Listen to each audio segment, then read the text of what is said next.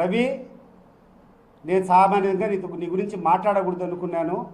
ఎందుకంటే కలిసి పనిచేస్తాం 26 ఏళ్ళు. నేను పనిచేసేప్పుడు కాలం అంతా నీ కుటుంబం సభ్యులు నువ్వు అందరూ కూడా నేను ఎటువంటి తెలుగుదేశంలో ఉన్నాయి కాబట్టి నువ్వు అందరూ మద్దతు చేస్తావు కాబట్టి అనవసరంగా మాట్లాడకూడదు అనుకున్నాను. కానీ ఈరోజు నువ్వు మాట్లాడేటువంటి మాటలకు నేను రిప్లై ఇవ్వకుండా ఉంటే రాజకీయాల్లో నేను ఉండేదానికి అనర్హుడిని. చెప్తాండా, నువ్వు చేసేటువంటి తొందరపాటు చర్య వల్ల ఆ రోజు రామలింగారెడ్డి అని చెప్పేసి ఒక మండల్ ప్రెసిడెంట్ను పదవి కోసం నువ్వు చంపడం వల్ల నీ కుటుంబం ఈరోజు సంతోషంగా ఉందా?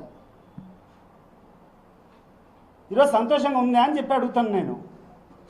ఆ రోజు నువ్వు ఒక తొందరపాటు చర్య చేసినావు.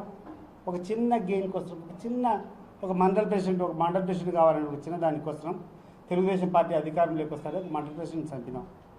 చంపిన తర్వాత ఏమైపోయింది? ఈ అధికారం పోయిన మరుసటి నిమిషము ఇంకొక పార్టీ అధికారం వస్తేనే మంచి వ్యక్తి చంద్రుడన్న, నాకు చాలా మంచి అనుబంధం ఉంది ఆయనతో. మనిషి పోయినాడు. ఈరోజు తీసుకొని రాగలుగుతాం ఆయన ప్రాణము? ఈరోజు తీసుకొని రాగలుగుతాం ఆయన ప్రాణము అని చెప్పి నేను అడుగుతున్నా. నువ్వు ఏమైనా తొందరపాటు చేస్తే ఇక్కడే మళ్ళీ రిటాలియేషన్ ఉండదు అనుకుంటాండవా? ఒకవేళ ఈరోజు మా దగ్గర పోలీస్ ప్రొటెక్షన్ లేదు కాబట్టి మేము ఊరికి సింపుల్గా తిరుగుతున్నాం కాబట్టి వచ్చి చేయి. But can you escape the future? భవిష్యత్తు నువ్వు తప్పించుకోగలుగుతావా? అండ్ గుర్తుపెట్టుకో, నీ మీద నాకు ఎటువంటిది లేదు, వాసు నీ మీద కూడా లేదు. ఎందుకంటే మీరు ఇచ్చింది కాదు, నీకు పైన ఉండేవాడు, నీకు పైన ఉండేటువంటి నీ లోకేష్ ఇచ్చినటువంటి ఆర్డర్ నువ్వు అమలు చేస్తాడు. నువ్వే కాదు ఇంకా కొంతమందికి చెప్తాను మాట్లాడమని.